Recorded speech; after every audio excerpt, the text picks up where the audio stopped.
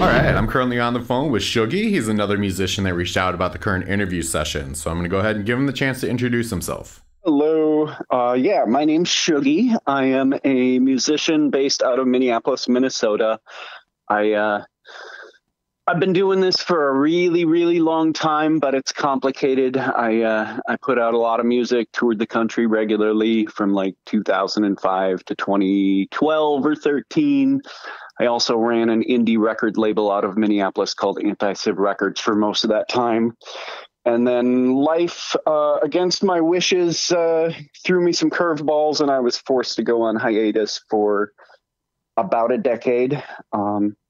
I've been back at it for about a year and a half now. Put out a couple releases since then, and then last summer went on tour a couple times for the first time in over a decade. And today, as we're having this conversation, I just released my first big studio album since coming out of hiatus. That kind of reflects that entire time away. It's great. Congratulations on that. I'm sure we'll get into some information about that. But let's go back kind of to the beginning. Okay. Tell me about, when you first encountered music. What about it kind of really spoke to you and made you want to get into it? It's a really hard question to answer because it's just like always been there. I have always been obsessed with music as young as I can remember, and I can't really pinpoint where it came from. My parents aren't really into music. They're not musicians.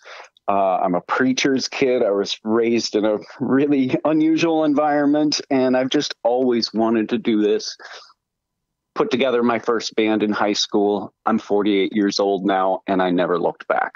Okay, so what do you think it was in kind of those early formative years that made you branch away from, what you were surrounded by and then want to pursue music? Like, when did you first kind of have that contact with it? Was it choir music and you just took a different path?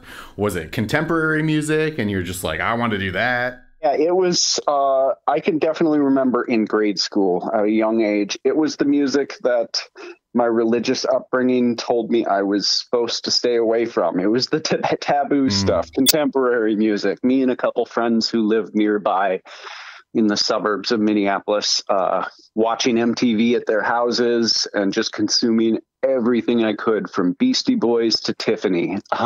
Sure. Once you did kind of have that bug set in, were your parents opposed to you being a musician, or were they cool with it? How did that go? Well, that's an interesting story. I'll try and make as quick as possible.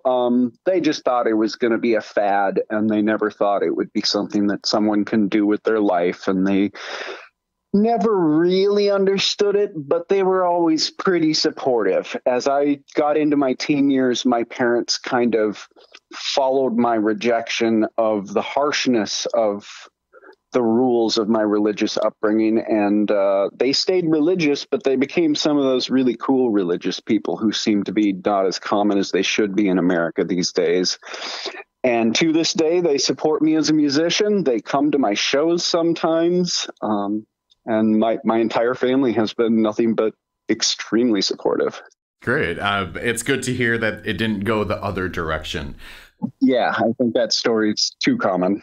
So tell me about stepping into writing and creating music. When did you pick up the first instrument, and how did that kind of speak to you? Well, I picked up my first instrument in grade school, and it was in school in band. I played saxophone first. I didn't play it after grade school. After that, I learned keyboard. And then in high school, I finally picked up my first guitar. And that's the instrument that really stuck with me all my life. That's what I write most of my music on. Every now and then I'll go back to the keyboard, but that's not the kind of music I really make or have in a very, very long time anyways. So it doesn't work that way. And it's hard to pinpoint exactly when I started writing, but I feel like I kind of just always did. Sure. And that makes sense. I think a lot of musicians kind of relate to that, where as soon as they started learning an instrument, they kind of envisioned the future of writing and creating with it. I think that's just part of the process. Perfect. So tell me about what kind of the vision for that was. Did you see yourself as like a solo singer-songwriter, or did you want to have like the full band lineup? What was your philosophy towards putting a project together? It has changed so many times. It's incredible. When I was in high school, I was obsessed with, I mean, I graduated from high school in 1994. So at the time, my two favorite bands were Radiohead and Nirvana, and I wanted to be a rock and roll star when I grew up. So my first band played like grunge covers mainly. And then as I got older into my 20s, I was in everything from metal bands to harsh noise. I got really experimental and weird for a while. And then it came back around to the traditional singer-songwriter stuff. And now my music gets compared to the likes of Elliott Smith and early Bright Eyes more than anything else, and just doesn't have quite the experimental edge that the kids loved when I was in my 20s. But I'm making the music that I want to make more than ever. Sure. So you mentioned that you had gone on tour a bunch prior to your hiatus. Was that as a solo act, or did you have a lineup together for those sessions of touring? Both. Most of my tours were solo, but I also toured with a couple different bands that I put together. And on one tour, I toured with some other bands, and we created a band and started throwing that band on the shows mid-tour. That was the first harsh noise band I was in. But most of the touring has been solo and acoustic. But I mean, I've also done the metal band thing and everything in between. Okay. So tell me about kind of the events that led up to going on hiatus. Obviously, the music-related ones that kind of took you out of the game. Yeah, it actually had nothing to do with music. I didn't want to stop being a musician and a performer. But a couple things in my personal life came to head, which I don't mind talking about. The main first one, which affected me primarily financially, my union went on strike, and it was a really public labor thing. Dispute is the word. And I came close to homelessness, being in solidarity with my union, and ended up being victorious, but that put me in a really tough position. And then at the same time, I had to go to bat and decide to, while I was poorer than I'd ever been in my life, I had to figure out how to come up with the money to do what was right for my son and begin a custody battle, which ended up lasting for years. And was the most important thing I've ever done in my life. And that's the main reason I was on hiatus, to do what I had to do for my son. And I don't regret it for a moment. But man, I'm glad I'm back at it. Yeah, absolutely. So on that note, let's talk about that. Once you decided to being a little depressing, that's okay. It's the story of what has happened to you, and I'm sure a lot of that comes out in your music as well. Oh, yeah. So tell me about the events that kind of led you getting back into music. What kind of opened up for that to come back into your life? Well, I slowly became a lot more financially stable, especially after I basically won every battle in court for my son. And my son, who's a teenager now, is actually one of the main people who really pushed me to finally pull the trigger and come out of hiatus. And now he even played some drums in the studio on my new album that came out today. So I would say my son Rio is actually the number one reason I went on hiatus, and the number one reason why I pulled the trigger to get back at it. And I'm so glad he did. That's great. On that note, you said the album came out today. Let's talk about that. Tell me about, what you're currently doing and, what your hopes for it are. Yeah, well, the album that came out today is called Dark Winter. It's kind of the sequel to the album First Winter that I put out immediately when I came out of hiatus, which was actually an album I had been working on for years.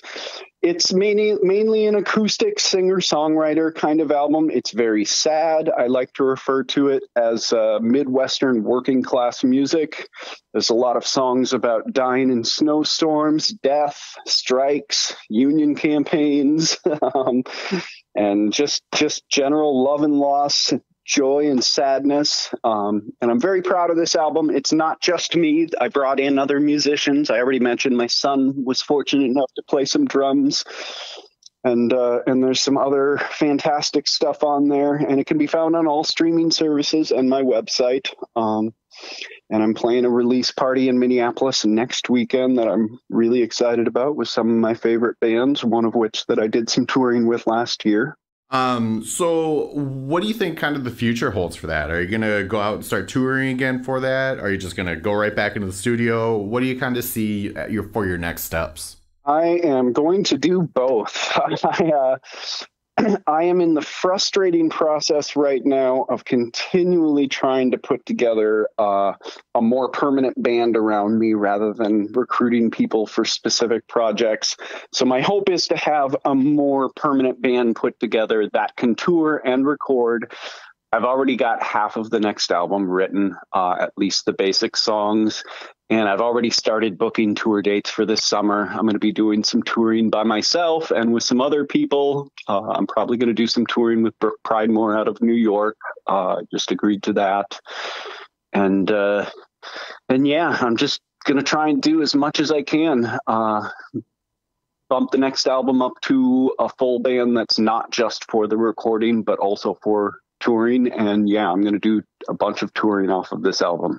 All right. So tell me about, some of the memories that have really kept you in the game and motivated and want to keep doing it and then eventually get back into doing it.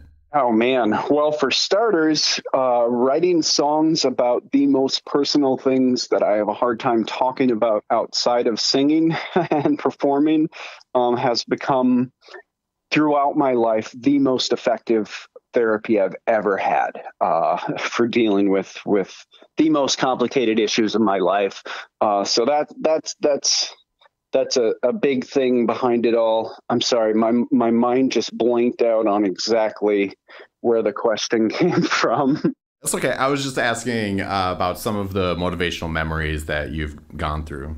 Oh, yeah. So, yeah, first of all, it's the number one part of my personal journey as far as therapy goes. Songwriting and performing in front of people has always done that for me. And yeah, I'm not motivated by fame or money. I'm not deluded by any of that. I don't care about streaming numbers. I care about expressing myself as an artist, and what I get out of it is extremely personal and extremely valuable. And I know that my music is kind of niche at times, and it's not for everybody, but people who seem to like it seem to really like it. And I'm very thankful for that. But I'm making the art that I want to make, and I'm making the best art that I've ever made in my life. And I'm just going to keep doing it and see what happens. Awesome. Perfect. So you did mention that you have some social media links out there and places to find the album that you put out. Where can people find you and click on your face and follow you? Yeah, absolutely. You can find everything connected to my website. My website is ShugEmusic.com, and ShugE is spelled SHUGE. And yeah, there are links on there to all my social medias, Instagram, YouTube, TikTok, all of that. TikTok's the one I care the least about, but my teenage son says I have to be there. That is the way. All right. So I always like to give the person I'm interviewing the opportunity to put out their last word. So what's a message that you have that you think other people should hear? If you want to make art and do it for the right reasons. This isn't something that you can expect to get rich at or to get famous at. And if you really want that, I'm pretty sure you're going to regret it at some point anyways. But seriously, you don't need to worry about those kind of things. Just make art and support your friends who do it too.